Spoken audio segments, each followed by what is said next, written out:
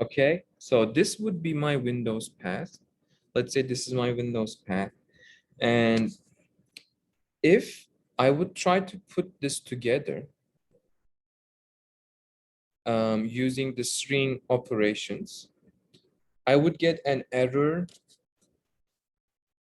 Exactly, error would be exactly EOL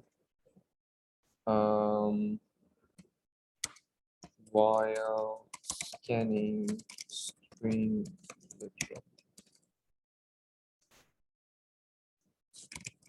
That would be my error. Okay, that would be my error.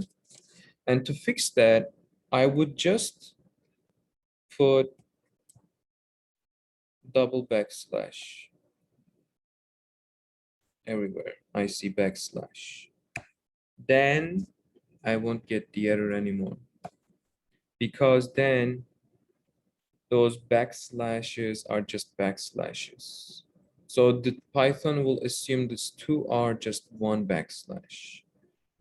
Okay, that's how you're going to solve this on Windows machines. On Mac, there's no problem.